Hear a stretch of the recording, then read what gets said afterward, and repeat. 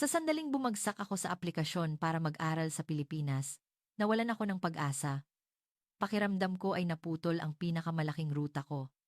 Sa tagumpay, ito ang mga salitang sinabi ng isang henyong inhinyero na nagtapos ng summa cum laude sa Harvard University habang siya ay umiiyak sa final interview namin sa Google. Ang Silicon Valley ang pinakatuktok ng mundo.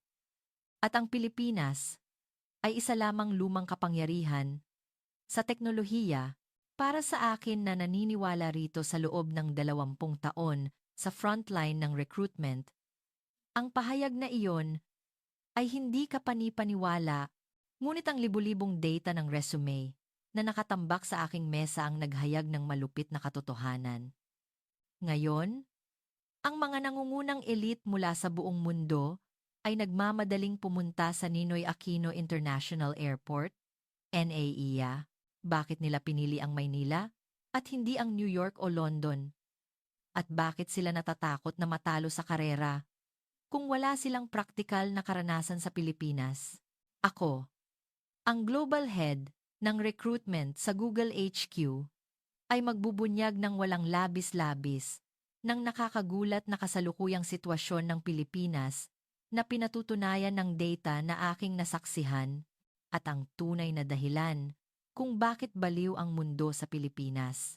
Ang mga henyo mula Amerika at Europa na nagsisiksikan sa NAIA, ang nakakagulat na dahilan kung bakit ang Pilipinas ang numero unong pangarap na bansa ng mga estudyanteng internasyonal ayon sa nakita ng isang Google recruiter. Isang kakaibang pangyayari ang nagaganap ngayon sa Google HQ sa Amerika. Dati, ang kumpanya ay binubuo ng mga henyo mula sa buong mundo. Harvard, Oxford, Stanford, MIT, ngunit sa loob ng ilang taon, isang pagkakatulad ang nagsimulang lumabas sa mga resume ng mga qualified na aplikante. Pagtatapos ng master's degree sa UP Diliman, Artificial Intelligence Internship sa Ateneo de Manila, AI project sa Makati, karanasan sa internship sa isang startup sa BGC. Habang tumatagal, padami ng padami ang mga aplikante na nagkaroon ng karanasan sa Pilipinas. At magkakatulad ang sinabi ng mga qualified na aplikante. Naisip ko na nawala na ang pinakamalaking oportunidad ko sa buhay nang bumagsak ako sa aplikasyon sa isang universidad sa Pilipinas. Bakit Maynila? At hindi Amerika, Inglaterra o Canada na nagsasabing sila ay maiiwan sa kanilang karera kung hindi sila makakapunta sa Pilipinas. Ilalabas ko na ngayon ang tunay na dahilan kung bakit nagmamadali ang kabataan ng mundo sa Pilipinas. Bago ako magsimula, mangyaring mag-subscribe at mag-like sa channel para suportahan ang paggawa ng video. Salamat sa lahat ng subscribers na kasama ko. At sana ay maging malusog at masaya kayo hanggang matapos ang taon. Kung sinusuportahan ninyo ang Pilipinas, mangyaring mag-iwan ng komento na Pilipinas. Laban! Ako si Mark Lee, Global Head ng Recruitment sa Google HQ na matatagpuan sa Mountain View, California. 55 taong gulang na ako. 20 taon na ang lumipas mula nang sinimulan ko ang trabahong ito. Tuwing umaga, daan-daang resume mula sa buong mundo ang nakatambak sa aking mesa. Computer Engineering PhD mula sa Harvard. Master of Science sa AI mula sa MIT. Software Engineering Bachelor's Degree mula sa Oxford. Kumikinang ang aking mga mata kapag nakikita ko ang mga pangalang ito dahil ang mga taong direkta kong pinili sa loob ng 20 taon ay halos lahat nagmula sa mga lugar na ito. Ngunit may isang kakaibang pangyayari kamakailan. UP Diliman na naman, bulong ko, habang humihigop ng kape. Ang mga salitang UP Diliman at De La Salle University ay madalas na lumalabas sa career section ng mga aplikante. Sa una, inakala kong nagkataon lang. Akala ko, normal lang na may isa o dalawang ganito. Ngunit nagpatuloy ang pattern na ito sa loob ng 1 o 2 buwan. Hindi lang nagpatuloy, kundi lumala pa. Internship sa isang AI startup sa BGC, pakikilahok sa isang mobility project sa Makati. Ipinikit ko ang resume at napailing. Sa totoo lang, Hindi ko masyadong pinahahalagahan ang Pilipinas. Inaamin ko na isang masipag na bansa. Sikat sa kultura ng Filipino hospitality, mataas ang antas ng edukasyon, at hindi masama ang teknolohiya. Ngunit hindi ko inisip na ito ang lugar kung saan dapat pumunta ang pinakamahuhusay na talento. Silicon Valley. Iyan ang katotohanang pinaniwalaan ko mula noong 20 taong gulang ako hanggang ngayon. Ang pinakamasayang sandali ay noong nagtapos ako sa MIT, kumuha ng master's degree sa Stanford, at pumasok sa Google. Iyan ang formula ng tagumpay. Ngunit bakit patuloy na isinusulat ng mga kabataan ngayon ang Pilipinas sa kanilang resume? Naisip ko, baka ito ay isang uso. Baka ang trend sa kultura, tulad ng Korean drama at K-pop, ay nakaaapekto na rin sa resume. Mark, magsisimula na ang meeting ng team, sabi ni Carla, isang junior HR manager habang lumalapit sa aking mesa.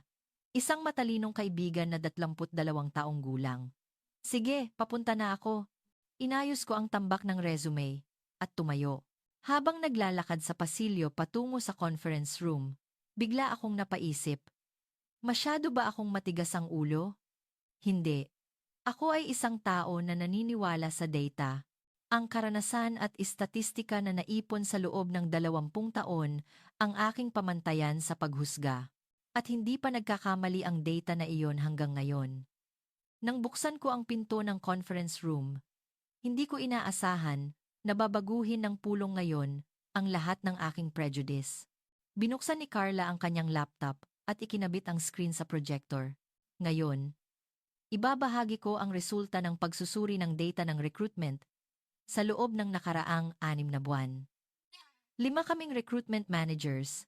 Kasama ako, ang nakaupo. Una, tingnan natin ang kalagayan ng recruitment ng mga bagong inhinyero. Isang bar graph ang lumabas sa screen. Bilang ng aplikante, rate ng pagpasa sa screening ng dokumento, probability ng pagpasa sa interview. Karaniwan itong istatistika, pareho ito sa nakaraang taon hanggang dito.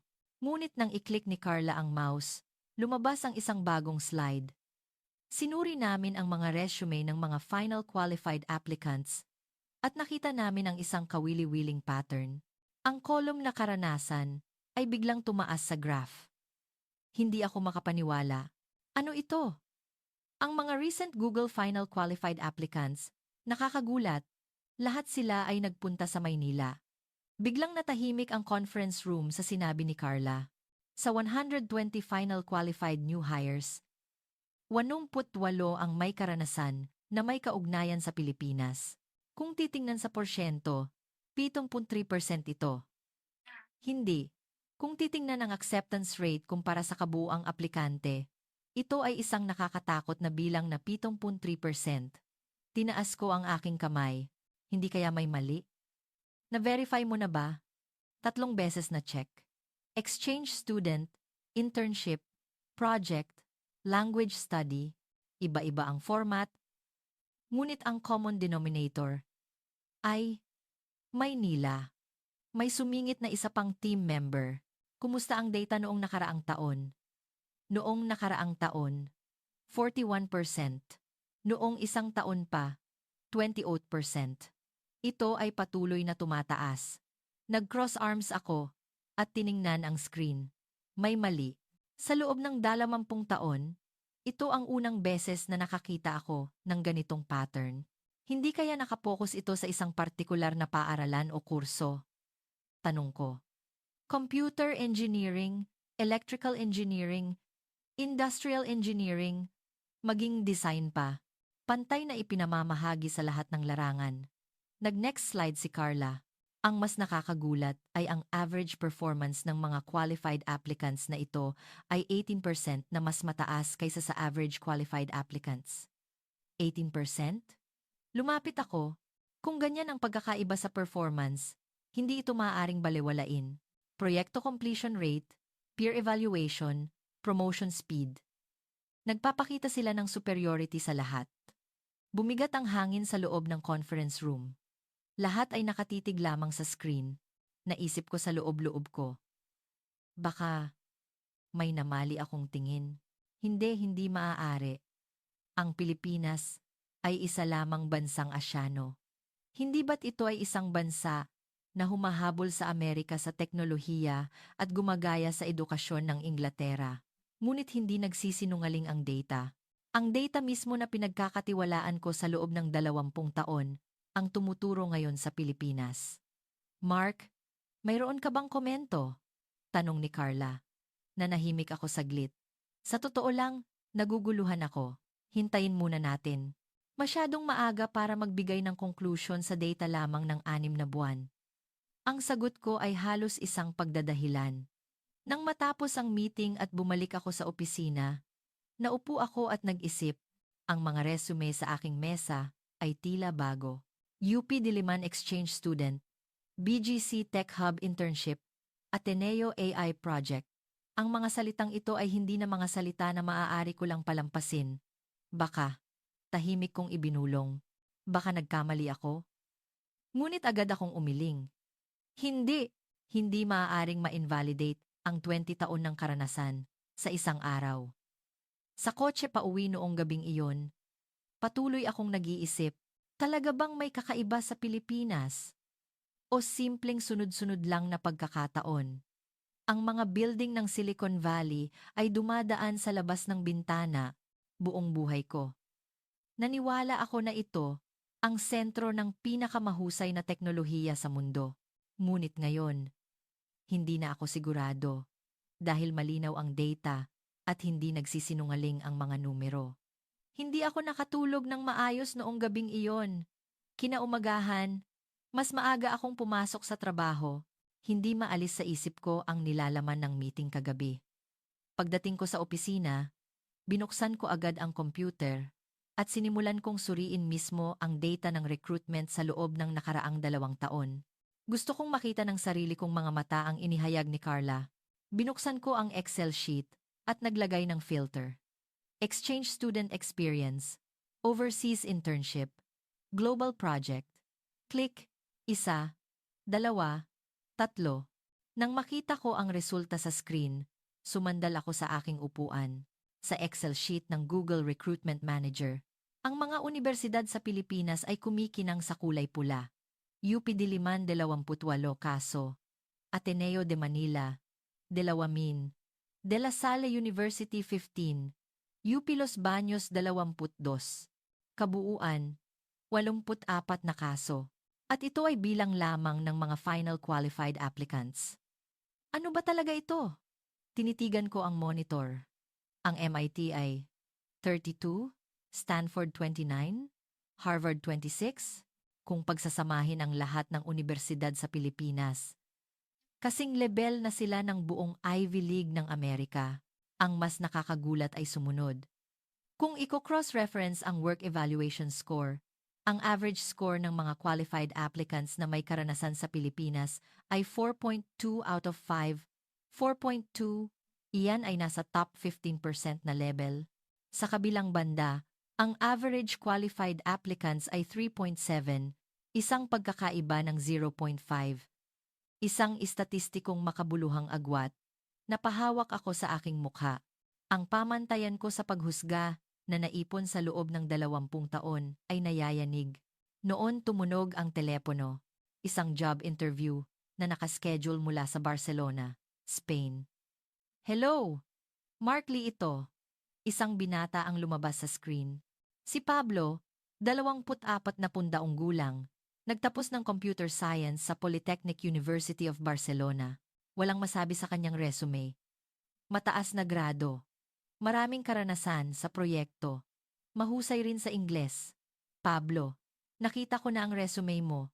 Mayroon akong ilang tanong. Sinimulan ko ang interview tulad ng dati. Ilang tanong tungkol sa teknikal at karanasan sa proyekto. Walang pag-aalangan sumagot si Pablo. Magaling. Sige. Huli. Mayroon ka bang exchange student o overseas experience? Bahagyang tumigas ang ekspresyon ni Pablo sa tanong ko. Ah, iyon po. Humina ang kanyang boses. Nag-apply ako ng 3 beses sa exchange student program sa Maynila, ngunit laging bumabagsak. Maynila? Umabante ako. Opo. Sa paaralan namin, Napakahirap maipadala sa Maynila. 15x po ang competition rate. Napangiti ng mapait si Pablo. May mga European University students na umiiyak kapag bumabagsak sila sa exchange student program sa Maynila. Isa rin ako sa kanila. Nagulat ako. Umiiyak? Ganoon ba kahalaga ang isang exchange student program? Bakit mo gustong pumunta sa Maynila? Maingat kong tanong. Nanahimik sandali si Pablo. Pagkatapos ay dahan-dahang nagsalita. Sir, sa totoo lang po, sinasabi ng mga aplikante ngayon na mas malakas ang karanasan sa Maynila kaysa sa English certification. Nawalan ako ng imik sa kanyang sinabi. May dalawang kaibigan ako na nag-internship sa Maynila sa loob ng 6 na buwan noong nakaraang taon. Ang isa ay nakakuha ng alok mula sa Tesla at ang isa naman ay pumasok sa Apple. Sigurado ka bang dahil iyon sa Maynila? Opo. Ayon sa kanila, mas marami silang natutunan sa trabaho na ginawa nila sa Maynila kaysa sa 2 taong pagtatrabaho sa Barcelona. Seryoso ang tingin ni Pablo. AI startup, mobility companies, gaming companies, lahat sila ay nakatipon sa BGC o Makati, hindi ba? Kung mananatili ka roon ng 6 na buwan, mas magiging malakas ang network mo kaysa sa Silicon Valley. Nagtanong ako habang nagme-memo. Kung gayon, paano ang ibang lungsod? London? Berlin? Singapore? Malamang. Ngunit iba daw ang bilis. Ang Maynila, parang naroroon na ang kinabukasan. Ang ekspresyon na naroroon na ang kinabukasan ay tumusok sa aking tainga. Nang matapos ang interview, sumandal ako sa upuan at tumingala sa kisame. Si Pablo ang 12. Sa mga aplikanteng in-interview ko sa loob ng nakaraang buwan, 12 ang nagbanggit ng karanasan sa Maynila. 9 sa kanila ay nanghihinayang na hindi sila nakapunta at 3 ang nagsabing lumago sila dahil sa Maynila. Ano ba talaga ang mayroon sa Maynila? Bulong ko. Tanghalian na at nagpunta ako sa cafeteria ng kumpanya. Doon, nagkataon na nakasalubong ko si Kevin, isang bagong inhinyero, 28 taong gulang. Isang matalinong kaibigan na pumasok noong nakaraang taon. Kevin, kumusta ang buhay? Tanong ko habang nauupo. Ayos po. Maganda ang atmosphere ng team at interesting ang mga proyekto. Sabi mo, mayroon kang internship sa Maynila, sa resume mo. Ano ang ginawa mo roon? Kumislap ang mata ni Kevin. Ah, iyon po ba? Iyon ang pinakamahusay na 6 na buwan sa buhay ko. Ano ang napakaganda? Una, iba ang bilis. Kung may ideya, agad na ginagawa. Kahit mag-fail, mabilis na susubukan ulit. Patuloy ni Kevin habang kumakain ng sandwich. At ang network. 6 na buwan akong nanatili sa BGC, PLDT, Globe, Ayala. Lahat ay 30 minutong biyahe. Nagmi-meeting sa tanghalian at nagkikita ulit sa gabi.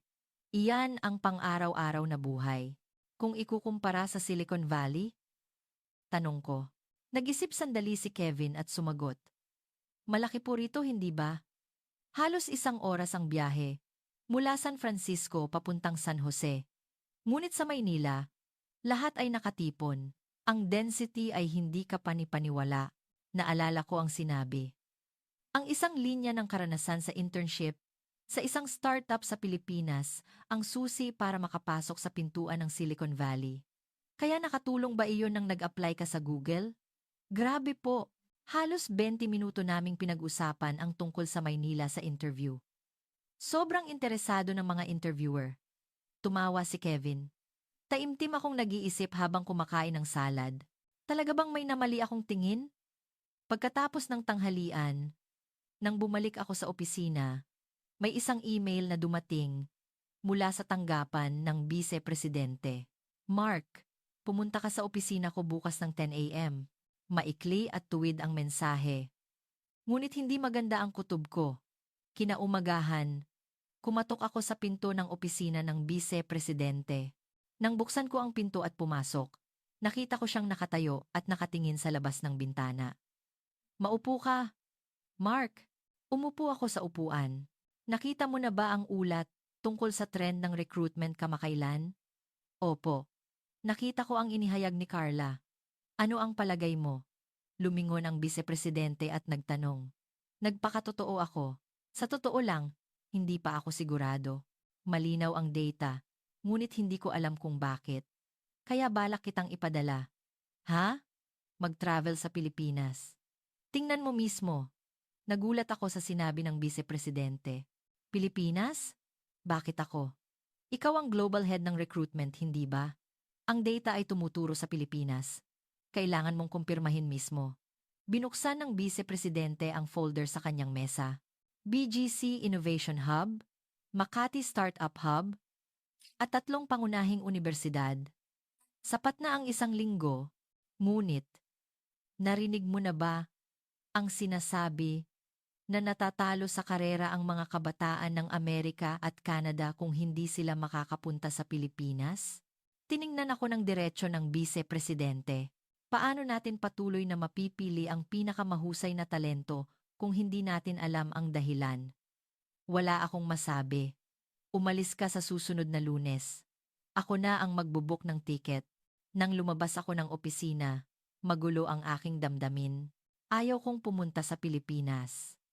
Sa totoo lang, ayaw kong aminin na mayroong isang bagay doon na hindi ko nakita sa loob ng 20 taon. Ngunit hindi ko rin naman ito maaaring tanggihan. Utos ito ng vice-presidente. At malinaw ang data. Noong gabing iyon, pauwi sa bahay, sinabi ko sa aking asawa, kailangan kong mag-business trip sa Pilipinas sa susunod na linggo. Pilipinas? Biglaan? Halos 1 linggo. Nagulat ang aking asawa. Hindi ba't palagi mong sinasabi na hindi mahalaga ang Pilipinas? Oo. Buong buhay ko, inakala kong hindi mahalaga ang Pilipinas. Ngunit ngayon, hindi na ako sigurado. Noong gabing iyon, nakahiga sa kama, patuloy akong nag-iisip, ano ba talaga ang mayroon sa Maynila? Masisira ba ang aking prejudice? O sa huli, wala lang din. Hindi ko alam. Ngunit malalaman ko ang sagot sa loob ng 1 linggo. Ang sagot na ganap na magbabago sa aking buhay. Lumipas ang 1 linggo, sumakay ako sa eroplano ng Philippine Airlines mula sa San Francisco International Airport. Naupo ako sa business class at ikinabit ang seatbelt. Mabigat pa rin ang aking kalooban. Kailangan ko ba talagang pumunta? Sa totoo lang, hindi ako nasasabik sa business trip na ito. Akala ko, anong makikita ko sa Pilipinas? Hindi ba't sapat na ang tingnan ang data? Ngunit ang utos ng vice-presidente ay absolute. Nang lumipad ang eroplano, kinuha ko ang laptop at muling sinuri ang itineraryo ng biyahe. Day 1. BGC Innovation Hub Tour. Day 2. UP Diliman International Meeting. Day 3. Makati Startup Hub Visit. Ang natitirang 2 araw ay may kaluwagan. Sapat na ang 1 linggo, naisip ko. Ngunit nalaman ko kaagad na nagkamali ako nang dumating ako sa Maynila. Pagkatapos ng 13 oras na biyahe, dumating ako sa Ninoy Aquino International Airport, Naya, Namablipucenses, Terminal 3. May kakaiba ng pagbaba ko ng eroplano. Napakalinis ng airport. Hindi lang malinis, kundi moderno. Habang naglalakad sa pasilyo, inilaw ng mga ilaw sa kisame ang daan. Pakiusap. Dumiretso sa immigration. Malinaw na naririnig ang English announcement. Pagdating ko sa immigration, napahinto ako sandali dahil ang automated gates ay nakahanay. Automated lahat, bulong ko habang lumalapit sa isa. Iniskan ko ang passport at tiningnan ang facial recognition camera. Naaprubahan ang pagpasok. 15 segundo lang. Normal na naghihintay ako ng 1 oras sa San Francisco Airport. Ngunit dito ay 15 segundo lang. Walang tumagal ng 5 minuto ang pagkuha ng bagahe at pagdaan sa customs. Medyo efficient. Napilitan akong umamin. Lumabas ako sa lobby ng airport at nagpunta sa information desk para sumakay ng taxi. Pakiusap. Paano po ako makakapunta sa Maynila? Sumagot ang staff sa perpektong Ingles. Inirerekomenda ko po ang Grab o o ang premium bus. Kung gagamit po kayo ng premium bus, aabutin kayo ng halos 30 minuto sa Makati. Sa taxi, aabutin kayo ng halos 1 oras dahil sa traffic. Grab? Opo. Nasa labas lang po ang pickup area. Mabilis po ang serbisyo. Tumango ako at nagtungo sa pickup area. Nang sumakay ako sa isang premium bus papuntang Makati, nagulat ako ulit. Malinis ang upuan at modern. Ang biyahe ay nagbigay ng sulyap sa mabilis na pagbabago sa Metro Manila. Mas mabilis ito kaysa sa pagpasok sa lungsod mula sa San Francisco Airport. Inamin ko sa loob-loob ko. Pagdating sa Makati, nag-grab ako papuntang hotel, sabi. Sumakay lang daw ng grab, papuntang hotel sa BGC. Nang bumaba ako sa grab sa BGC, ang tanawin sa harap ko ay lumampas sa aking inaasahan. Nakahanay ang mga malalaking gusali. Ngunit iba ang pakiramdam kumpara sa San Francisco. Mas organisado at mas moderno. May mga digital screen sa buong paligid. At may mga masisiglang tawiran. Ang mga bus stop ay may electronic display na nagpapakita ng real-time na pagdating ng bus. Bus Route 01, darating sa 2 minuto. BGC Express, 5 minuto. Ito ba talaga ang Asya? Nagulat ako sa loob-loob ko. Iba ito sa Pilipinas na ini-imagine ko. Habang naglalakad ako papuntang hotel, dumaan ako sa isang coffee shop. May QR code na nakadikit sa pinto. Tingnan ang menu at mag-order gamit ang QR code. Sinubukan ko ito at lumabas ang menu sa Ingles, Filipino at Mandarin. Maaari ring mag-order ka agad sa app. Mas advanced pa ito kaysa sa Amerika. Napilitan akong umamin. Nag-check-in ako sa hotel. Binigkas ng tama ng front desk staff ang aking pangalan. Mark Lipo, welcome sa Amerika. Halos walang nakabigkas ng tama sa apelido ko. Kung may kailangan po kayo, maaari nyo pong sabihin anumang oras. May 24-hour English service po kami. Salamat. Habang umaakyat ako sa elevator, nag-isip ako. Sa loob lamang ng ilang oras, ang mga nakita ko ay sinisira na ang aking prejudice. Efficient na sistema ng transportasyon. Perpektong digital infrastructure. Magiliw na serbisyo. Ito ba talaga ang maliit na bansa? Pumasok ako sa kwarto, nag-unpack, at tumingin sa labas ng bintana. Gabi na, at ang lungsod ay napuno ng makulay na neon signs. Ang Ayala Triangle ay kumikinang sa malayo. Ang mga pulang ilaw ay nangingibabaw sa skyline ng Maynila. Bukas, pupunta ako sa BGC.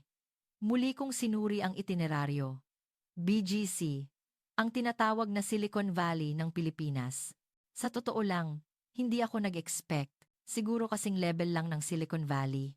Ngunit dahil nasira ang aking inaasahan simula pa noong unang araw, may kutob ako na mangyayari rin iyon bukas. Noong gabing iyon, nakahiga ako sa kama at nakatingala sa kisame.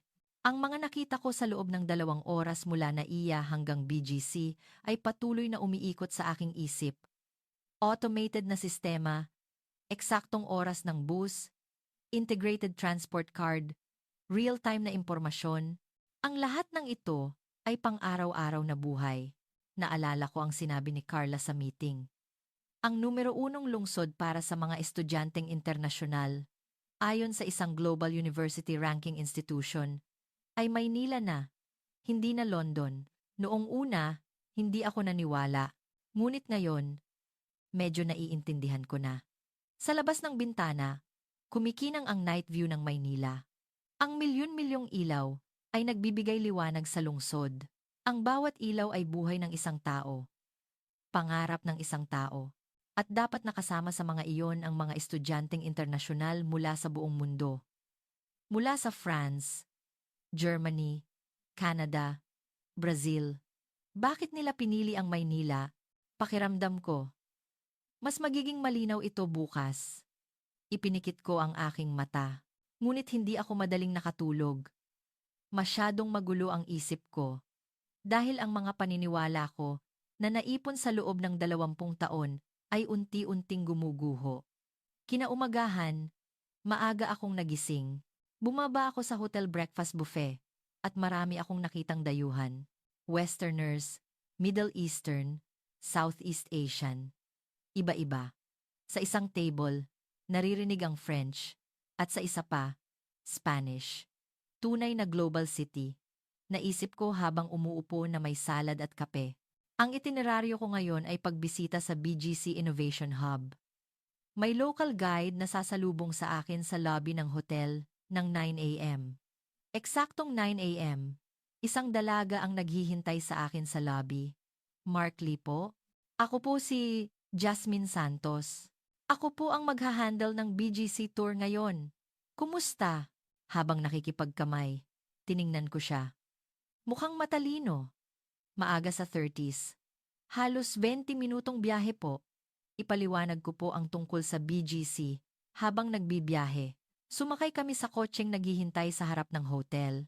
Nang umalis ang kotse, inilabas ni Jasmine ang isang tablet at ipinakita sa akin ang BGC ay dating tinatawag na Global City at ito ang sentro ng IT sa Pilipinas. Ngayon, nakatipon dito ang mga nangungunang IT companies. Isang aerial view ng BGC ang lumabas sa screen ng tablet. Nakikita ang mga siksik na modernong gusali. Marami rin bang startup? Tanong ko. Mahigit 2,000. Lalo na malakas ang AI, fintech, at entertainment. Nagulat ako. Hindi man kasing laki ng Silicon Valley, ngunit malaking bilang na iyon para sa isang bansa. Ang South Luzon Expressway ay dumadaan sa labas ng bintana, malinis at organisadong kalsada, maayos na mga sasakyan. Iyan po ang Bonifacio High Street. Itinuro ni Jasmine ang labas ng bintana. Ang malalaking glass buildings ay sumalubong sa aking paningin. May mga kainan sa ibaba at mga opisina sa itaas. Pinakamagandang lokasyon. Pumasok ang kotse sa BGC. Nang sandaling iyon, nawalan ako ng imik. Ganap na iba sa ini-imagine ko. Hindi ito typical na glass buildings. Ang mga natatanging arkitektura na may tatak ng bawat kumpanya ay nakahanay. Mas moderno kaysa sa Silicon Valley. Napilitan akong umamin sa loob-loob ko. Ang una naming binisita ay ang AI Research Institute ng isang malaking IT company sa Pilipinas. Pagpasok sa lobby, sinalubong ang mga bisita ng isang malaking media wall. Ang digital art na ginawa ng AI sa real-time ay bumabalot sa dingding. Mark Lee, kumusta po? Isang binata ang nag-abot ng kamay. Ako po si Dr. Reyes, mula sa AI Research Team. Kumuha ako ng PhD sa MIT at bumalik sa Pilipinas 2 taon na ang nakakaraan. MIT? Bakit ka bumalik? Prangka kong tanong. Dahil mas interesting po rito. Sa Silicon Valley, matindi ang kompetisyon at individualismo, hindi po ba? Dito, malakas ang kultura ng pakikipagtulungan. Dinala kami ni Dr. Reyes sa Research Institute. Habang naglalakad sa pasilyo, may mga patent certificates na nakadisplay sa dingding. 120 AI-related patents ang nairehistro namin noong nakaraang taon lamang. 120? Opo. 60% niyan ay global patents. Pumasok kami sa demo room. May ilang researchers na nakatipon sa harap ng isang malaking screen. Ngayon, ipapakita ko sa inyo ang pinakabagong teknolohiya sa automated translation. Nag-operate si Dr. Reyes ng computer. Lumabas sa screen ang isang Tagalog na pangungusap. Boss, inom tayo mamaya sa labas. Isinalin ito ng AI. Sir, would you like to have some drinks after team dinner?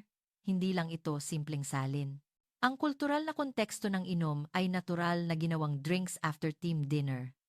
Naunawaan nito pati ang cultural context, paliwanag ni Dr. Reyes. Ano ang pagkakaiba nito sa Google Translate? Tanong ko. Ang Google ay text-based. Kami ay context-based. Kinokonsidera namin kung sino, kailan, saan, at kanino nagsasalita. Ang sumunod na demo ay mas nakakagulat. Real-time simultaneous interpretation. Nagsalita si Dr. Reyes sa Tagalog. Ang pag-unlad ng AI technology ay ganap na magbabago sa ating buhay. Halos kasabay, Umalingaw-ngaw sa aking earphone ang English translation. Halos walang delay. Paano ito posible? Sobrang nagulat ako.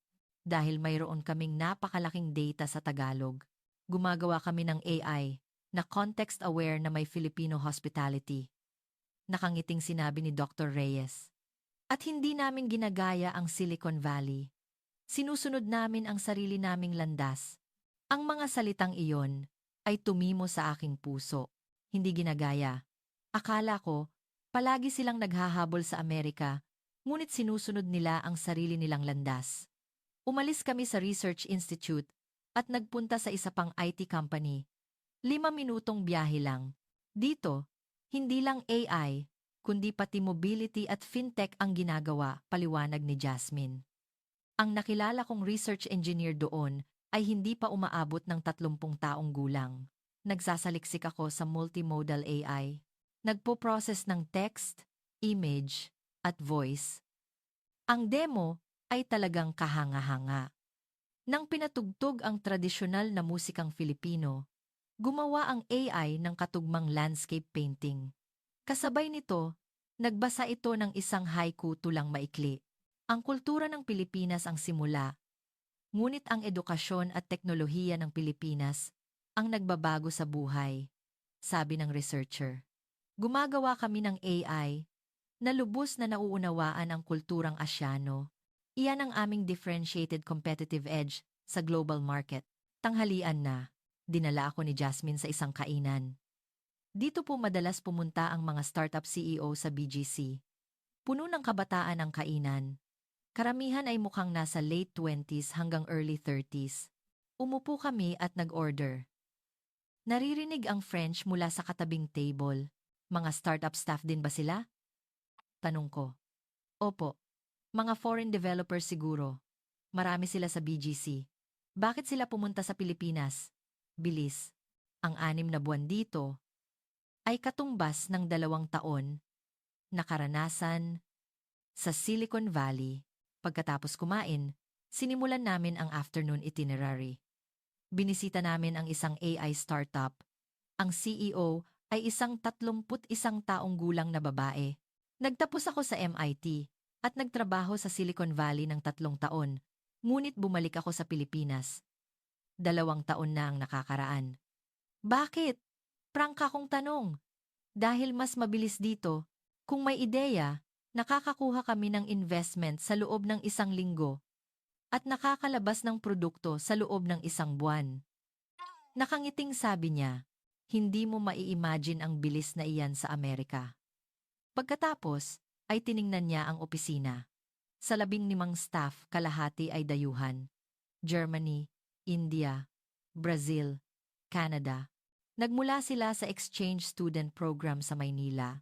Ang isang linya ng karanasan sa internship sa isang startup sa Pilipinas, ang susi para makapasok sa pintuan ng Silicon Valley. Wala akong masabi sa mga salitang iyon. Lumipat kami sa conference room at nakipag-usap ng mas detalyado. Nakakuha kami ng seed investment noong nakaraang taon. Sa loob ng 3 buwan. 3 buwan? Opo. Mabilis magdesisyon ang mga investor sa Pilipinas. Madalas, isang meeting lang, nagdesisyon na. Ipinakita niya ang isang chart. 3 sa staff namin na nagtapos sa MIT ay may exchange student experience sa Pilipinas. Ang 6 na buwan sa Maynila ay ganap na nagbago sa kanilang pananaw.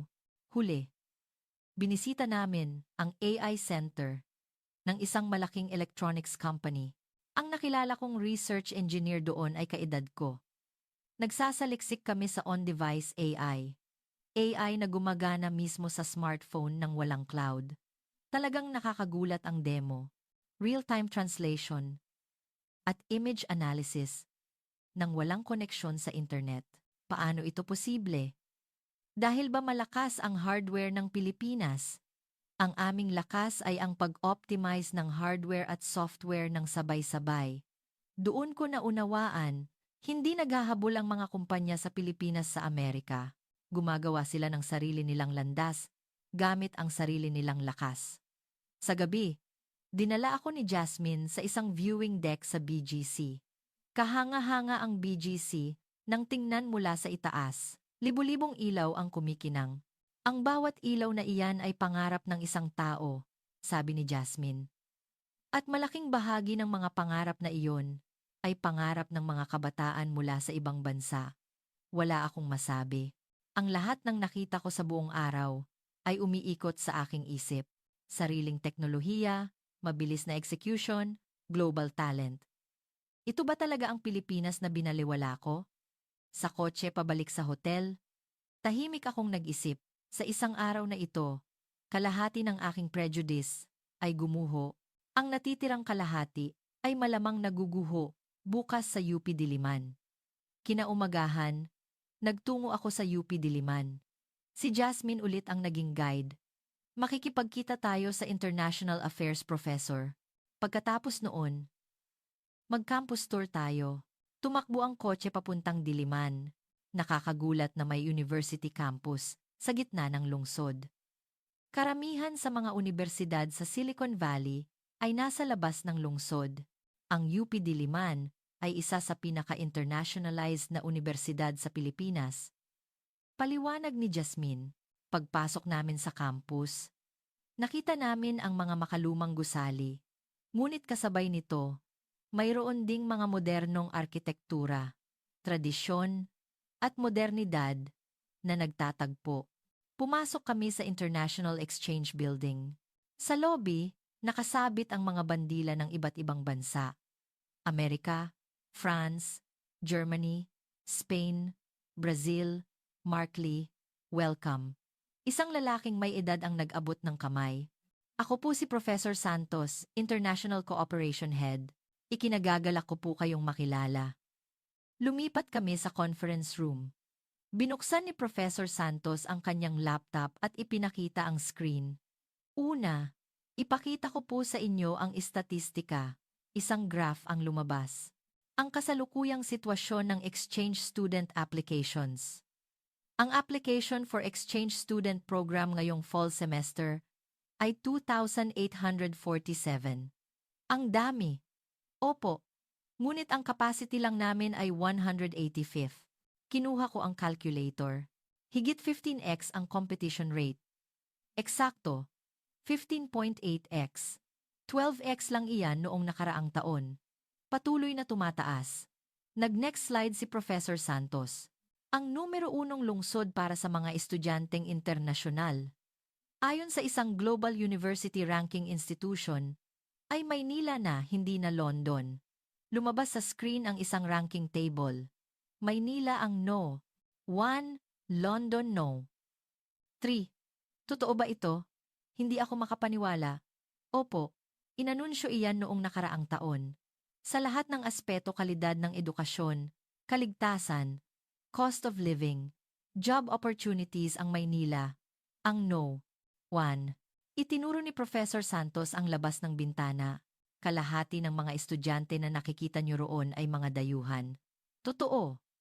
Nang tiningnan ko ang mga estudyanteng naglalakad sa campus, iba-iba ang lahi. Anong bansa ang pinakamarami? France ang no. 1. Sumunod ang Germany, Spain, at Canada. Bakit nila pinipili ang Pilipinas? Tinanong ko ang crucial na tanong. Nag-isip sandali si Professor Santos at sumagot. May 3 dahilan.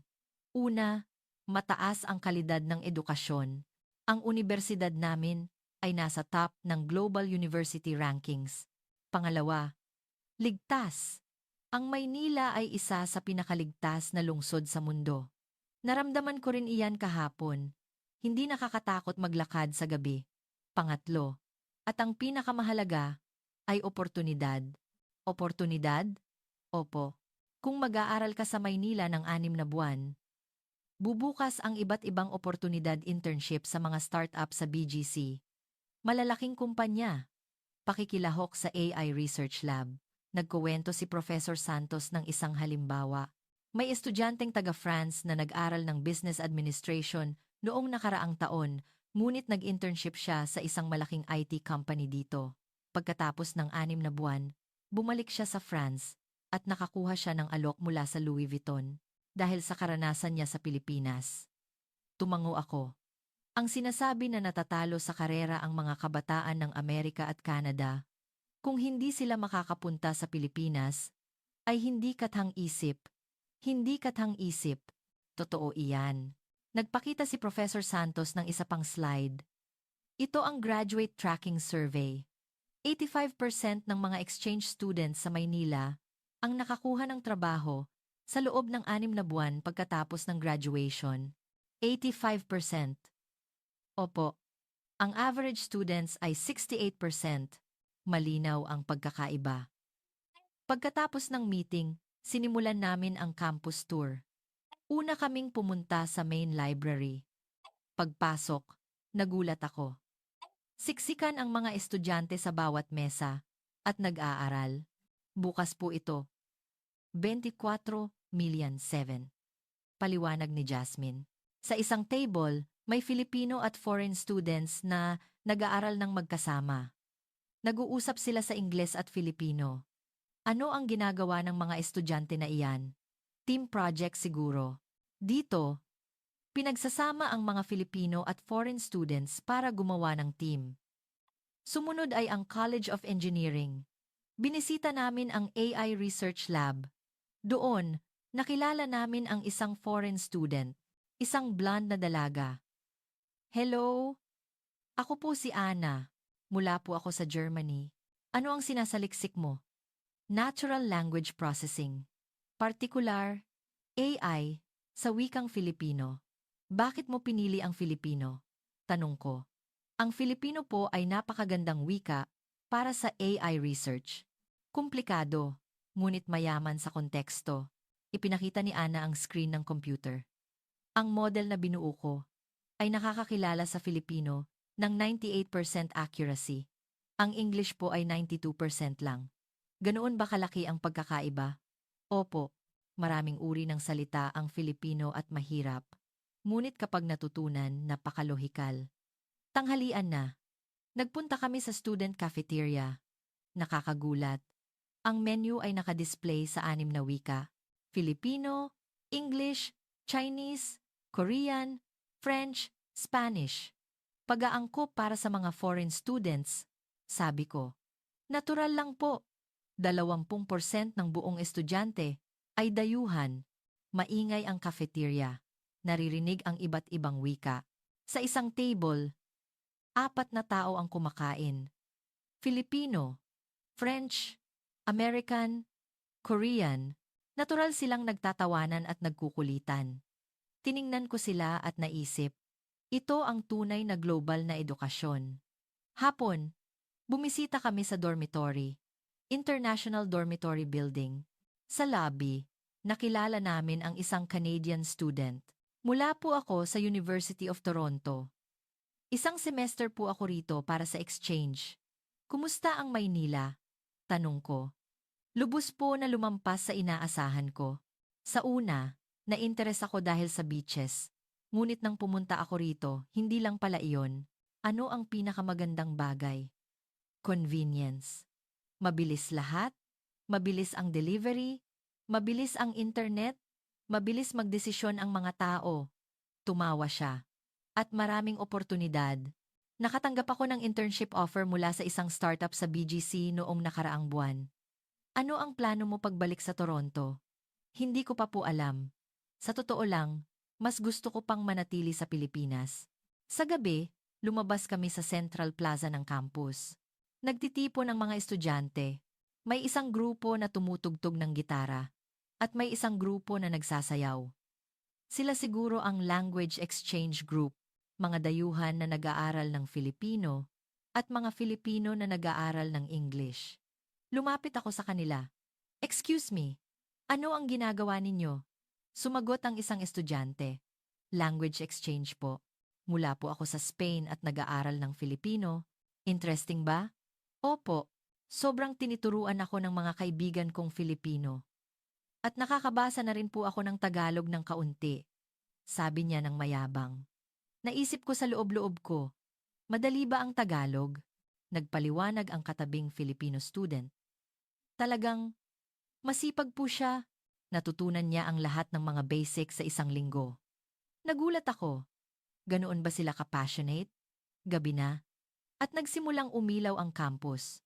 Umupo ako sa bench at tiningnan ang campus. Naglalakad ang mga estudyante, nagtatawanan at nagkukulitan. May mga Filipino at may mga dayuhan, ngunit walang kabuluhan ang paghihiwalay. Lahat sila ay mga estudyante lamang. Ngayon, ang mapa ng kabataan ng mundo ay lumilipat mula Amerika at Inglaterra patungong Maynila. Ang mga salitang iyon ay naramdaman ko ngayon. Lumapit si Jasmine. Kumusta? Ang tour ngayon? Nagulat ako. Ganap na iba sa ini-imagine ko. Bukas, pupunta tayo sa Makati Startup Hub at sa Ayala Triangle. Mas magugulat po kayo. Ngumiti ako. Sobrang nagulat na ako. Ngunit tama si Jasmine. Mas malaking shock ang naghihintay sa akin kinabukasan. Kinaumagahan ng Day 3, nagtungo ako sa Makati. Ngayon ang araw ng pagbisita sa Startup Hub at Ayala Triangle. Si Jasmine pa rin ang guide. Ngayon, ipapakita ko sa inyo ang mas dynamic na Maynila. Huminto ang kotse sa harap ng isang gusali malapit sa Ayala Triangle. Ito po ang Google Campus Manila. Google Campus? Nagulat ako. Opo, ito po ang space na ginawa ng Google para suportahan ang mga startup. Ilang lugar lang po sa buong mundo ang mayroon yan. Pagpasok sa gusali, puno ito ng kabataan. Karamihan ay mukhang nasa late 20s hanggang early 30s. Nagtatrabaho sila sa laptop o nagdi-discuss sa harap ng whiteboard. Daan-daang tao po ang nagtatrabaho dito araw-araw. Libre po. Libre? Opo. Nagpo-provide po ang Google para sa paglago ng startup ecosystem. Sa isang sulok, may nagpa-pitching practice, isang dalaga ang nagpe-present. Ang AI po namin ay nagpapataas ng accuracy ng medical diagnosis ng 30%. Nagtanong ang mga audience, gaano karaming data ang nasecure mo? Ano ang advantage mo kumpara sa mga kakumpetensya? Walang pag-aalangan sumagot ang dalaga. Humanga ako. Sa edad na iyon, may ganoong kumpiyansa. Sumunod, lumipat kami sa Ayala Triangle. Ang Ayala Triangle ang sentro ng fashion at trend, ngunit ganap na itong nagbago sa loob ng ilang taon. Pagbaba ng kotse, isang kakaibang tanawin ang bumungad. Ang mga eleganteng gusali ay naging mga coffee shops at opisina. Ito po ang sentro ng paglago ng trend sa Maynila, paliwanag ni Jasmine. Ang una naming binisita ay isang mobility startup, opisina na inayos mula sa isang lumang gusali. Hello! Ako po si Alonzo, ang CEO. Isang lalaking mukhang 32 taong gulang ang nag-abot ng kamay. Nagbibigay po kami ng e-scooter sharing service. 50,000 units po ang nakadeploy sa buong Maynila ngayon. 50,000? Opo, 200,000 ang users araw-araw. Tiningnan ko ang opisina. Halos 20 staff. Kalahati ay dayuhan. Marami po ang foreign staff. Sabi ko, opo, iyang Canadian developer, French designer, Brazilian data scientist. Lahat sila ay nagmula sa exchange student program sa Maynila. Tinawag ni Alonzo ang isang staff. Jason, sandali. Lumapit ang isang blonde na binata. Jason po ako. Mula sa Canada. Bakit ka nagtrabaho dito? Tanong ko. Pumunta ako rito para sa exchange noong nakaraang taon at nag-internship ako dito. Naging full-time offer iyon. Hindi mo ba naisipang bumalik sa Canada? Hindi po. Mas interesting po rito. Tumawa si Jason.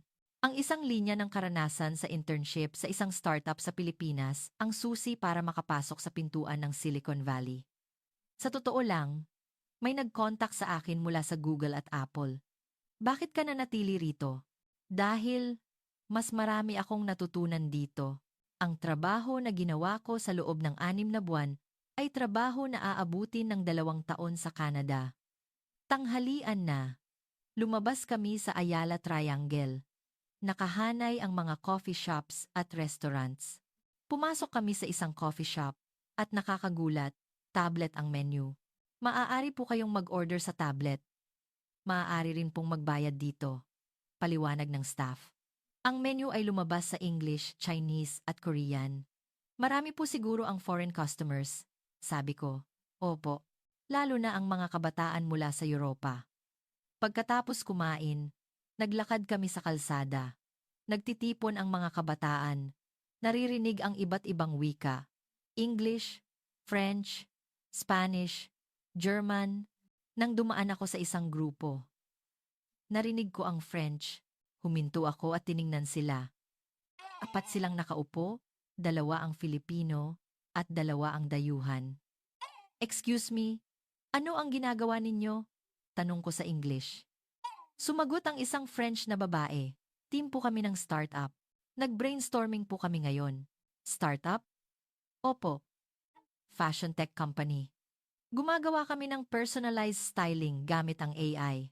Iba-iba ang nasyonalidad ng team nyo. Iyan ang lakas namin. Alam ko ang fashion sa France.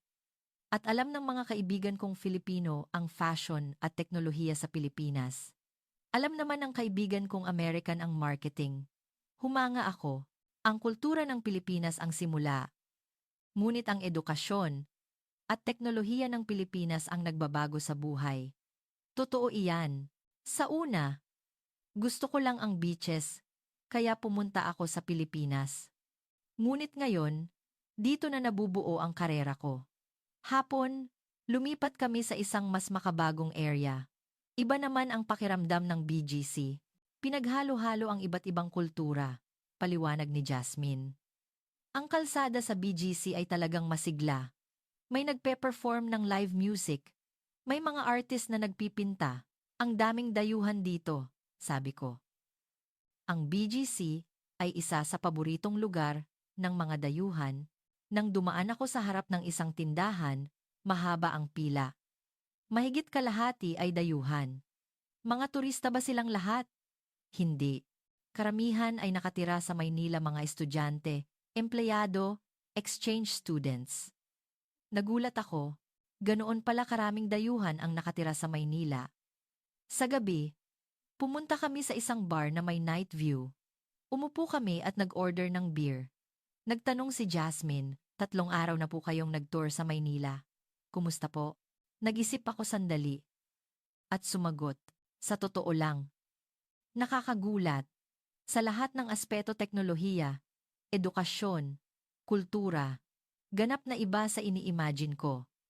Humigop ako ng beer, lalo na ang mga kabataan. Walang takot, nag-attempt ulit kahit mag-fail. Walang hangganan. Nagbago po ang mga kabataan sa Pilipinas, sabi ni Jasmine. Dati, hinahabol namin ang stability. Malaking kumpanya, gobyerno. Iyon ang gusto namin. Ngayon, hinahabol nila ang sarili nilang pangarap. Gumagawa ng startup, pumupunta sa global companies, nagtatrabaho sa global stage. Sa labas ng bintana, nakalatag ang night view ng Maynila. Milyon-milyong ilaw ang kumikinang. Naalala ko ang sarili ko, noong 20s. Noon, nakatingin ako sa MIT. Inakala ko na ang Amerika lang ang sagot. Ngunit iba ang mga kabataan sa lungsod na ito ngayon. Inisip nila ang mundo bilang sarili nilang stage. Ang pag-aaral sa Pilipinas ay hindi nakakaibang pagpili, kundi isang oportunidad na nakakapanghinayang palampasin. Bulong ko. Opo, iyan po. Ibinaba ko ang beer glass at nag-isip. Ano ba ang hindi ko nakita sa buong buhay ko? Nang ituro ng data ang Pilipinas, hindi ako naniwala. Dahil ang prejudice ang nagtakip sa aking mata. Ngunit sa loob ng 3 araw, nakita at naramdaman ko mismo, ang Pilipinas ay mas advanced kaysa sa iniisip ko. Sa ilang aspeto, mas advanced pa kaysa sa Silicon Valley. Ano po ang gagawin niyo bukas? Tanong ni Jasmine. Bukas, pupunta ako sa Google Manila office. Nakaschedule akong makipagkita sa mga staff doon. Mga Google staff sa Pilipinas? Opo, lalo na. Gusto kong marinig ang mga Filipino developer. Gusto ko nang matuto. Ang hindi ko nakita, ang hindi ko alam. Noong gabing iyon, bumalik ako sa hotel at nahiga sa kama. Tumingala ako sa kisame at nag-isip. 4 na araw na lang pala natitira. Sobrang bilis ng oras. Gusto ko pang makakita at matuto. Ngunit 1 linggo lang ang lahat. Kahit paano, sapat na. Malaki na ang nabago. Ipinikit ko ang aking mata. May isa pang realization na naghihintay bukas. Kinaumagahan ng day 4, nagtungo ako sa Google Office sa BGC. Isang high-rise building na matatagpuan, malapit sa Ayala Triangle. Dumaan ako sa security check sa lobby at sumakay sa elevator. Bumukas ang pinto sa isang mataas na palapag. Welcome, Mark po. Isang dalaga ang sumalubong sa akin. Ako po si Miss Cruz, HR staff. Nakatanggap po kami ng tawag mula sa HQ. Ikinagagalak ko po kayong makilala. Nakipagkamay kami at pumasok sa opisina. Ang atmosphere ay katulad ng sa Google Silicon Valley, ngunit may kakaiba. Mas masigla at mas bata ang pakiramdam. Ngayon, ipapakilala ko po kayo sa team leader ng AI team namin. Si Miss Reyes po. Talagang matalino po siya. Dinala ako sa conference room. Pagkatapos ng ilang sandali, pumasok ang isang babae. Isang dalaga na mukhang 29 taong gulang. Hello, ako po si Reyes. Mark Lee po. Kumusta? Umupo kami ng magkaharap. Binuksan ni Miss Reyes ang kanyang laptop at ipinakita ang screen. Ipaliwanag ko po sa inyo ang tungkol sa AI trend sa Maynila. Kinuha ko ang panulat. Dati, ako ang nag-interview. Ngunit ngayon, ako ang natututo. Prangka kong sinabi. Ngumiti si Miss Reyes. Ayos lang po. Ako rin. Noong una, akala ko napakalayo ng HQ. Nag-next slide siya. Sa BGC Innovation Hub lang, ay naman pong AI startup ang nakakuha ng seed investment noong nakaraang taon. Ay naman pong opo. Ang density po na ito ay kasing level ng Silicon Valley. Isang graph ang lumabas sa susunod na slide. At ang average age ng mga developers dito ay 28 taong gulang. Bata, mabilis, at walang takot. Nagtanong ako habang nagme-memo. Ano ang pagkakaiba kumpara sa Silicon Valley? Bilis. Dito, ang ideya hanggang prototype ay kayang gawin sa loob ng 1 linggo. Sa Silicon Valley, aabuti ng 1 buwan. Bakit sila ganoong kabilis? Paliwanag ni Miss Reyes. Una, lahat ay malapit. Investors, developers, designers. Lahat ay 30 minutong biyahe. Pangalawa, mabilis magdesisyon. Ang mga kabataang kumpanya sa Pilipinas ay mas pinahahalagahan ang execution kaysa sa meeting. Tumango ako. Pangatlo, forgiving sila sa failure. Dati, kapag nag-fail, tapos na. Ngayon, ang failure ay karanasan din. Sa loob ng 1 oras, nagpakita si Miss Reyes ng iba't ibang data. Kalagayan ng AI investment, talent mobility patterns, global collaboration cases. Ako ay nagme-memo lamang. Hindi na nakakagulat na matuto ako sa isang junior na 19 taong gulang ang pagkakaiba namin. Sa halip, naging mas mapagpakumbaba ako. Mark, mayroon po akong tanong, sabi ni Miss Reyes. Paano po tinitingnan ng HQ ang Pilipinas? Nagpakatotoo ako. Sa totoo lang, hindi namin masyadong pinahahalagahan. Kasama na ako. Ngayon, nagbago na. Sinira ng mga nakita ko sa loob ng 3 araw ang lahat ng aking prejudice. Ngumiti si Miss Reyes. Buti naman po. Sa totoo lang, ang Pilipinas noon ay nakatingin lang din sa Amerika. Ngunit iba na ngayon. Paano nagbago? Sinusunod namin ang sarili naming landas ngayon. Hindi gumagaya, kundi nag-invent. Tanghalian na. Nagpunta kami sa cafeteria ng kumpanya. Malaki at malinis ang cafeteria. Iba-iba rin ang menu. Filipino food, Western, Chinese, lahat ay available. Sabi ko, iyan po ang employee welfare. At pwede pong gumamit ang pamilya ng libre hanggang 4 na beses sa 1 buwan. Talaga? Nagulat ako. Maganda rin ang welfare sa Google Silicon Valley, ngunit hindi ganoon. Habang kumakain, tiningnan ko ang paligid. Nag-uusap ng komportable ang mga staff. Walang nararamdamang hierarchy. Malaki ang nabago sa kultura ng kumpanya sa Pilipinas, sabi ko. Opo, dati, vertical. Ngayon, horizontal, lalo na sa IT companies. Hapon, nakipagkita ako sa mga team member ni Miss Reyes.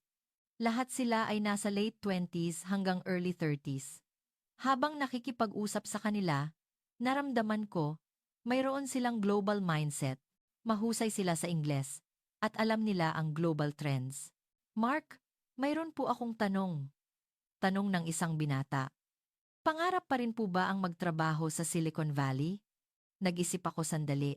Dati. Ngunit ngayon, hindi na yata kailangan. Bakit po? Mayroon din namang magandang oportunidad dito, hindi ba? Baka mas maganda pa. Tumawa sila. Iyan din po ang iniisip namin. Kaya may mga kaibigan kaming tumanggi sa offer ng HQ at nanatili rito. Sa gabi, natapos ang meeting at lumabas kami. Masikip ang BGC dahil sa rush hour. Ngunit ang nakakagulat, halos lahat ay umaalis ng 6 p.m. o 7 p.m. Hindi ba kayo nag-overtime? Tanong ko. Kung walang emergency, hindi po. Ang fixed time out ang principle. Nag-overtime kami hanggang 10 p.m. sa Silicon Valley. Kaya nga po, nasusunog kayo, hindi ba? Tanong ni Miss Reyes. May punto siya. Hindi ko na alam kung gaano na ako kapagod sa loob ng 20 taon. Dito, pinahahalagahan namin ang work-life balance. Dahil ang masayang empleyado ay innovative. Tumango ako. Kaya pala sila mas innovative. Sa daan pabalik sa hotel, patuloy akong nag-iisip. Ang dami kong natutunan ngayong araw. Lalo na kay Miss Reyes. 29 taong gulang pa lang siya. Ngunit malawak ang pananaw niya sa mundo at puno ng kumpiyansa. Ganoon ba ako noong edad niya? Sa totoo lang, hindi. Palagi akong nag-aalala at gusto kong maging acknowledged. Ngunit iba ang mga kabataang Filipino na nakilala ko ngayon. Alam nila ang kanilang halaga at sinusunod nila ang sarili nilang landas. Noong gabing iyon, binuksan ko ang laptop at nag-email sa Vice Presidente. Formal report po sa Pilipinas trip ay ibibigay pagbalik ko. Ngunit maaga po akong magpapaalam, hindi po namin masyadong pinahahalagahan ang Pilipinas. Lalo na sa aspeto ng talento.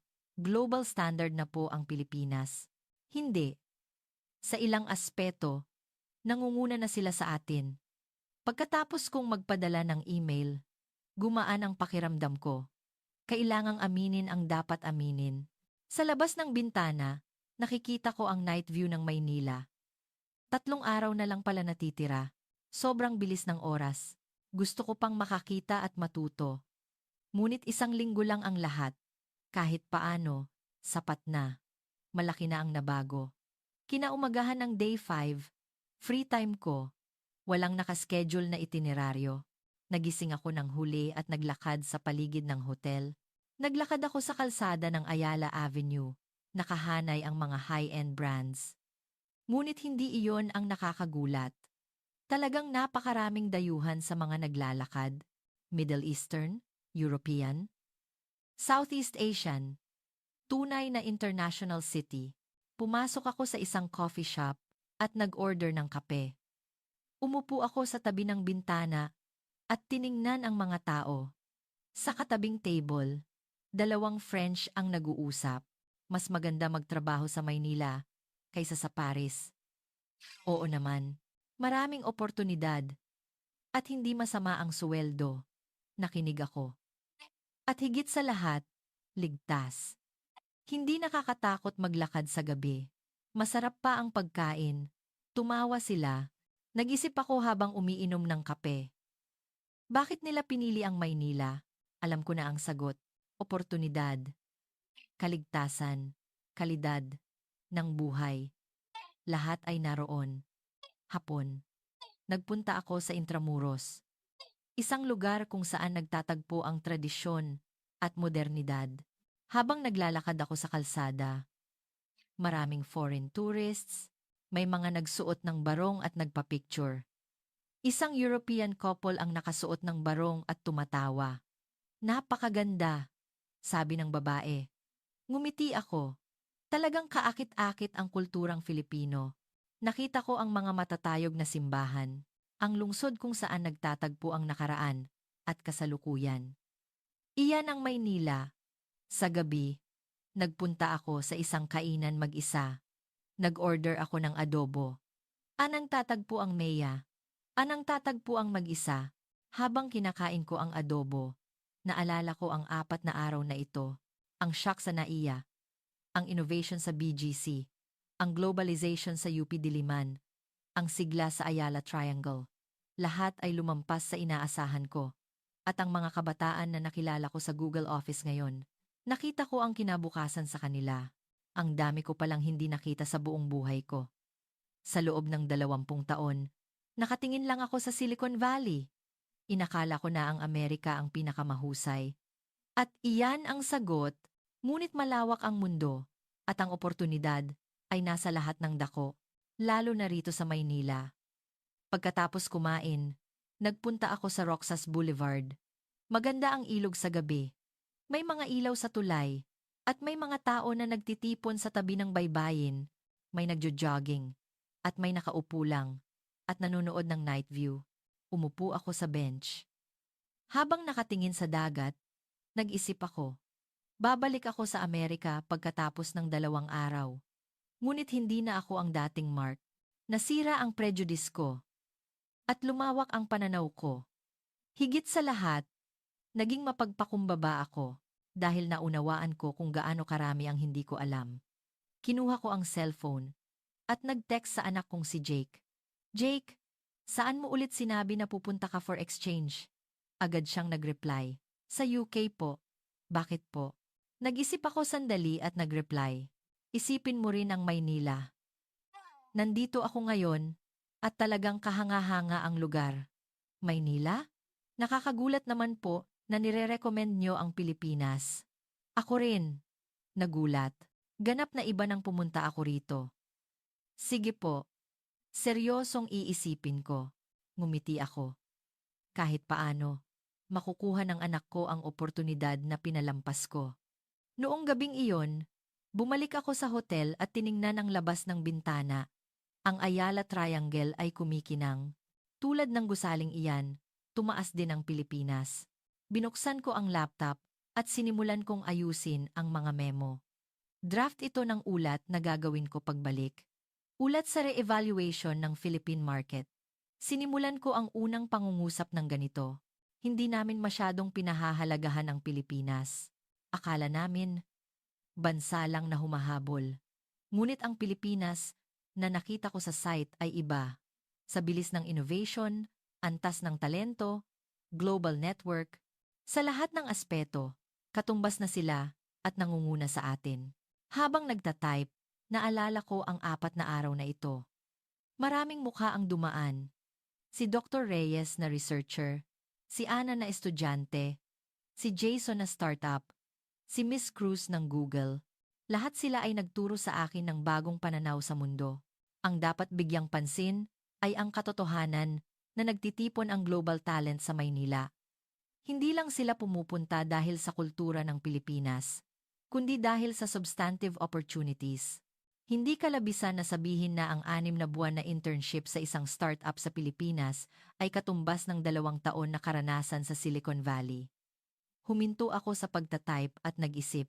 Hindi ko inakala na magbabago ako ng ganito. 1 linggo na ang nakalipas. Skeptical ako. Akala ko, aksaya lang ng oras ang business trip. Ngunit ngayon, nagpapasalamat ako. Dahil binago ng business trip na ito ang aking buhay. Nagpatuloy ako sa pagsulat ng ulat. Sa konklusyon, kailangang muling itatag ng Google ang diskarte nito para sa Philippine market. Hindi lang ito dapat tingnan bilang consumption market, kundi bilang isang innovation partner, at kailangang baguhin ang diskarte sa recruitment. Kailangang bigyan ng mas malaking weight ang mga talent na may karanasan sa Pilipinas. Idinagdag ko ang huling pangungusap. Ngayon, ang mapa ng kabataan ng mundo ay lumilipat mula Amerika at Inglaterra patungong Maynila. Kung hindi natin maiintindihan ang daloy na ito, mawawala sa atin ang pinakamahuhusay na talento. Sinave ko ang file. Bukas na ang day 6. May isang lugar pa akong gustong puntahan. Isang malaking startup festival na gaganapin sa Maynila. Sabi, ito raw ang pinakamalaking event sa Asia. Ano pa ang matututunan ko roon? Nasasabik ako. Masaya na akong matuto ngayon. Nahiga ako sa kama at tumingala sa kisame. Ang Mark noong 4 na araw na nakakaraan at ang Mark ngayon ay ganap na ibang tao. Nasira ang prejudice at bumukas ang puso at higit sa lahat, naging mapagpakumbaba ako. Kung babalik ako sa 20s ko, pupunta rin sana ako sa Maynila. Iyon ang pakiramdam ko. Ngunit hindi pa huli. Makukuha ng anak kong si Jake ang oportunidad na iyon. At maaari rin akong makipagtulungan sa Pilipinas ng mas marami simula ngayon. Ang pag-aaral sa Pilipinas ay hindi nakakaibang pagpili, kundi isang oportunidad na nakakapanghinayang palampasin. Ang mga salitang binulong ko ilang araw na ang nakakaraan ay naging conviction na ngayon. Ipinikit ko ang aking mata. May isa pang sorpresa na naghihintay bukas dahil ang lungsod na ito ay nagulat sa akin. Kinaumagahan ng Day 6, nagtungo ako sa venue. Bumaba ako sa Ayala at naglakad sa underground walkway. Ang walkway mismo ay parang isang shopping mall. Ganoon pala ka-developed ang ilalim ng lupa. Pagdating sa convention center, masikip na ang entrance. May banner na nakasabit, Asia Startup Summit. Kinuha ko ang tiket at pumasok sa loob. Isang malaking exhibition hall ang nakalatag. Daan-daang booth. At sa bawat booth, may mga startup. Ang nakakagulat, mahigit kalahati ay nagpe-present sa Ingles. Nagta-target sila ng global market mula pa sa simula. Huminto ako sa unang booth. AI Medical Diagnosis. Startup. Ang AI po namin ay umabot sa 95% accuracy sa cancer diagnosis. Paliwanag ng CEO na mukhang 28 taong gulang. Naka-export na po kami sa 3 bansa sa Southeast Asia at naghahanda na para sa Europe. Gaano na kayo katagal nag-umpisa? Tanong ko. 1 taon at kalahati. Nakakuha po kami ng seed investment noong nakaraang taon. Overseas expansion sa loob ng 1.5 taon? Opo. Hindi po kakaiba iyan dito. Ang susunod na booth ay isang edutech startup, AI customized learning platform. Automatikong nag-adjust ng curriculum ayon sa level ng bawat estudyante. Ang CEO ay isang 31 taong gulang na babae. 500,000 users na po kami sa Pilipinas at nag-expand na rin po sa Taiwan. 55 staff po kami, ngunit 5 po ay dayuhan. Lahat po ay nagmula sa exchange student program sa Maynila. Hindi na ako nagulat. May foreign talent sa lahat ng dako. Naglakad ako sa exhibition hall at bumisita sa 12-dosenang booth. Fintech, mobility, gaming, beauty, food, iba-iba ang larangan. At bago ang mga ideya. At may isang pagkakatulad. Lahat sila ay nagta-target ng global market mula pa sa simula. Tanghalian. Dumalo ako sa isang conference session. Ang tema, Global Talent Acquisition Strategy. Ang mga nasa panel ay startup CEOs. Sabi ng isang panelist, kung titingnan lang namin ang Pilipinas, maliit ang market. Kaya tinitingnan namin ang mundo mula pa sa simula. Dagdag ng isa pang panelist. At hindi lang Filipino ang tinitingnan namin na talento. Kinukuha namin ang pinakamahusay mula sa buong mundo. Paano nyo inaakit ang foreign talent? Tanong ng isang audience. Ipakita lang ang vision. Kung malinaw kung ano ang ginagawa namin at saan kami pupunta ang mga tao. Tumawa ang pangatlong panelist. At ang Maynila mismo ay isang atraksyon. Ligtas, convenient, at interesting, hindi ba? Natapos ang session at uminom ako ng kape sa lobby. Sa tabi ko, may 2 dayuhan ang nag-uusap. Kumusta ang summit? Nakakagulat. Mas mataas ang level kaysa sa London Summit noong nakaraang taon. Nakinig ako. Ang mga startup dito ay talagang may global mindset. Tama. At bata. Karamihan ay nasa early 30s lang. Ang afternoon session ay investment panel. Lumabas ang mga venture capital CEO at nag-usap. Ang investment amount sa startup sa Pilipinas noong nakaraang taon ay lumampas sa isang napakalaking bilang. Sabi ng isang CEO, gaano kabilis kayong magdesisyon sa investment? Tanong ng isang tao. Kung mabilis, 1 linggo. Karaniwan, 2 linggo. Sa Silicon Valley, karaniwang tumatagal ng 3 buwan. Iyan ang aming competitive edge. Bilis. Habang nakikinig sa session, bigla kong naunawaan. Ang tunay na lakas ng Pilipinas ay speed. Mabilis magdesisyon, mabilis mag-execute, mabilis mag-fail, at mabilis na magsimula ulit. Iyan ang kanilang DNA. Sa gabi, umalis ako sa exhibition hall. Masakit ang paa ko dahil sa maghapon na pagtayo. Ngunit malinaw ang isip ko. Ang mga nakita ko ay patuloy na lumalabas sa aking isip. Mga batang founder, global talent, mabilis na desisyon sa investment.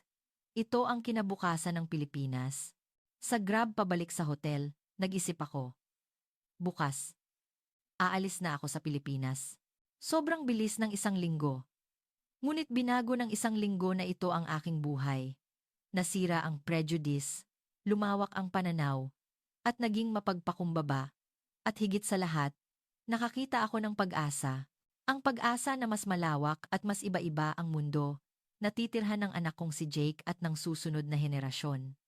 Pagdating sa hotel room, sinimulan kong ayusin ang mga bagahe. Flight ko bukas ng 3 p.m. Habang nag-aayos ng bagahe, kinuha ko ang mga business card na nakolekta ko sa linggong ito. Higit 20. Ang bawat card ay may mukha na lumalabas. Lahat sila ay nagturo sa akin. Salamat. Sa inyong lahat. Nagpaalam ako. Sa loob-loob ko. Tiningnan ko ang labas ng bintana. Ang huling gabi ng Maynila ay kumikinang. Aalis ako sa lungsod na ito bukas. Ngunit mananatili ito sa aking puso magpakailanman. Kinaumagahan ng day 7, maaga akong nagising. 3 p.m. pa ang flight. Ngunit ayaw kong matulog dahil nanghihinayang ako. Gusto ko pang maglakad sa kalsada ng Maynila sa huling pagkakataon. Bumili ako ng kape sa isang coffee shop malapit sa hotel at nagpunta sa parke. Tahimik ang parke sa umaga. May mga nagjo-jogging lang at naglalakad. Umupo ako sa bench, uminom ng kape, at tumingala sa langit. Naalala ko ang pagdating ko rito 1 linggo na ang nakakaraan. Skeptical ako noon. Ano ang makikita ko sa Pilipinas? Ngunit ngayon, ganap na iba. Ang Pilipinas ay higit pa sa ini-imagine ko. Global standard ito sa lahat ng aspeto. At sa ilang aspeto, nangunguna, lalo na ang mga tao. Bumalik ako sa hotel at nag-check out. Naging masaya po ba ang inyong biyahe? Tanong ng front desk staff. Opo, talagang napakaganda. Higit pa sa inaasahan ko. Babalik po kayo, hindi po ba? Oo, syempre. Sagot ko mula sa puso. Sumakay ako sa limousine bus, papuntang airport. Ang Maynila ay dumadaan sa labas ng bintana. Matatayog na gusali, mga tulay, at mga slums sa malayo. Paalam Maynila, babalik ako. Dumating ako sa NAIA. Naalala ko ang pagka-shock ko noong una akong dumating 1 linggo na ang nakakaraan. Nag-check-in ako at nagtungo sa departure gate. Dumaan ako sa duty-free at bumili ng huling regalo. Isang notebook na may tradisyonal na Filipino pattern para sa anak kong si Jake. Isulat mo ang pangarap mo sa Maynila dito. Balak kong isulat ang mensahe na iyon. Habang naghihintay ng eroplano sa boarding gate, binuksan ko ang laptop. Binasa ko ulit ang draft ng ulat. Ulat sa re-evaluation ng Philippine market. Nakita ko ang isang section na kulang. Idinagdag ko ang huling talata. Ang pinakamahalagang bagay na naunawaan ko sa business trip na ito ay ang masyado nating tiningnan ang mundo ng makitid. Inakala namin na ang Amerika at Europa lang ang sentro ng innovation, ngunit ang Asia, lalo na ang Pilipinas, ay lumilitaw bilang isang bagong sentro. Para patuloy na makuha ng Google ang pinakamahuhusay na talento, kailangang unawain at yakapin ang pagbabagong ito. Kailangang bigyan ng mas malaking oportunidad ang mga talent na may karanasan sa Pilipinas at palakasin ang kooperasyon sa mga kumpanya sa Pilipinas. Ang boarding announcement ay umalingaw-ngaw. Mga pasahero papuntang San Francisco. Maaari na pong sumakay. Isinara ko ang laptop at tumayo. Sumakay ako sa eroplano at umupo. Nakikita ko ang naiya sa labas ng bintana. Mula sa lugar na iyon na binabaan ko 1 linggo na ang nakakaraan. Isang kakaibang damdamin ang lumabas. Gumulong ang eroplano sa runway. At dahan-dahang bumilis, lumipad sa himpapawid. Ang Maynila ay lumiliit sa labas ng bintana. Ngunit sa aking puso, ang Maynila ay lumalaki. Sa loob ng 13 oras na flight, maraming akong naisip. Ang unang gagawin ko pagbalik. Una, isumite ang ulat sa Vice-Presidente at humingi ng recruitment strategy meeting. Pangalawa, idagdag ang karanasan sa Pilipinas sa recruitment evaluation criteria. Pangatlo, imungkahi ang isang cooperation program sa mga kumpanya sa Pilipinas. At ang pinakamahalaga, seryosong makipag-usap sa anak kong si Jake. Jake, ang mundo ay mas malawak kaysa sa iniisip mo. Hindi lang Amerika, kundi tingnan mo rin ang Maynila, tingnan mo rin ang London, at tingnan mo rin ang Singapore. Tiningnan lang ni Papa ang Amerika sa buong buhay niya. At iyon ang naging limitasyon ni Papa. Gusto kong tingnan mo ang mas malawak na mundo at mabuhay. Ang eroplano ay lumilipad sa Pacific Ocean.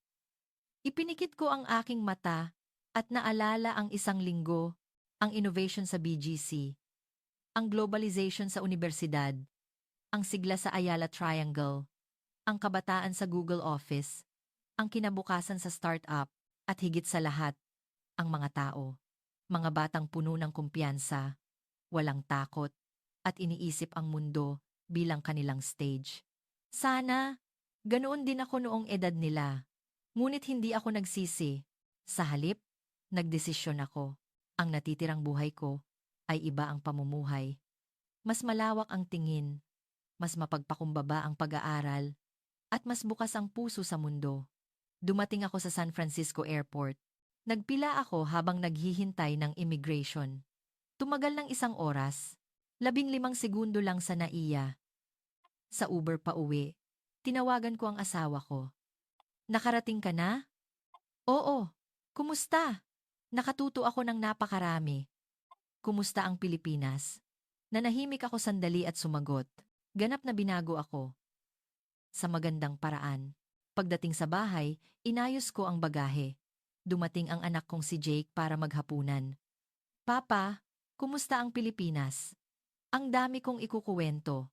Umupo kami ng magkaharap sa dining table. Ibinigay ko ang notebook na binili ko bilang regalo. Para sa'yo ito. Wow! Filipino traditional pattern, oo. Isulat mo ang pangarap mo dito. Pangarap? Ang gusto kong gawin sa exchange? Ang gusto kong makilala? Ang gusto kong matutunan? Binuksan ni Jake ang notebook. Papa, seryoso po kayo sa pagre-recommend ng Maynila? Oo. Maganda rin ang UK. Ngunit isipin mo rin ang Maynila. Bakit? Nag-isip ako sandali at sumagot. Naroon ang kinabukasan. At naroon ang mundo, natitirhan ng henerasyon mo. Ang sinasabi na natatalo sa karera, ang mga kabataan ng Amerika at Canada. Kung hindi sila makakapunta sa Pilipinas, ay hindi kalabisan. Sa totoo lang, ang 6 na buwan sa Maynila na nakita ko mismo ay katumbas ng 2 taon sa Silicon Valley. Kumislap ang mata ni Jake. Sige po, sasaliksikin ko ang exchange student program sa Maynila. Sige, tutulungan kita. Noong gabing iyon, umupo ako sa opisina at tinapos ang ulat. Conclusion. Ngayon, ang mapa ng kabataan ng mundo ay lumilipat mula Amerika at Inglaterra patungong Maynila. Hindi lang ito simpleng trend, kundi isang structural change. Ang Pilipinas ay hindi na bansa na humahabol, kundi bansa na nangunguna. Kung hindi aaminin at ia-apply ng Google ang pagbabagong ito, mawawala sa atin ang pinakamahuhusay na talento. Kaya iminumungkahi ko ang mga sumusunod. 1. Idagdag ang Global Experience, Philippine Project sa Recruitment Evaluation. 2. Makipag-ugnayan sa mga pangunahing unibersidad sa Pilipinas para sa internship program. 3. Palakasin ang kooperasyon sa mga startup sa BGC Innovation Hub. Numero 4. Isaalang-alang ang pagpapalawak ng Google Manila at pagtatatag ng isang R&D Center. Sinave ko ang ulat at inattach sa email. Binasa ko ulit bago ipadala sa Vice-Presidente. Ako ba ang sumulat nito? Ito ay nilalaman na hindi ko kailanman maisusulat 1 linggo na ang nakakaraan. Ngunit ngayon, sigurado ako. Ito ang tama. Ito ang kinabukasan. Pinindot ko ang send button. Sa labas ng bintana, nakikita ko ang night view ng Silicon Valley. Maganda pa rin ang lugar. Ngunit alam ko na ngayon, hindi lang Silicon Valley ang mayroon sa mundo. May Maynila, may Singapore, may Berlin, at ang bawat isa ay may sariling lakas at atraksyon. Kinuha ko ang cellphone at isinulat ang huling mensahe para kay Miss Reyes sa Google Manila office. Miss Reyes, salamat po sa tulong. Marami po akong natutunan. Sa tingin ko, babalik ako sa Maynila sa lalong madaling panahon. Magkita po tayo ulit noon. Agad siyang nag-reply. Welcome po, Mark. Mas marami pa po akong ipapakita sa inyo sa susunod. Ngumiti ako. Oo, mas marami pa akong makikita sa susunod. Noong gabing iyon, mahimbing akong natulog. Ang 1 linggong biyahe ay natapos, ngunit ito ay isang bagong simula. Ang bago kong buhay na nabuksan ang prejudice. At ang bago kong papel bilang senior na magpapakita ng mas malawak na mundo sa susunod na henerasyon. Mga kaibigan, kumusta ang kwento ni Mark D., ang Google Recruitment Manager? Sa loob ng 1 linggo, ang pang-araw-araw na buhay na inaakala nating natural sa Pilipinas ay isang oportunidad na ayaw palampasin ng kabataan sa mundo. Ikinararangal na Pilipinas ngayon ay naging bansa na kung saan pupunta ang mundo para matuto. Kung sinusuportahan nyo kami sa pamamagitan ng pag-subscribe at pag-like sa channel, magpapakita pa kami ng mas interesting na kwento. Espesyal na Pilipinas ito na nagpapakita ng mga nakakaantig na kwento sa ibang bansa. Salamat po.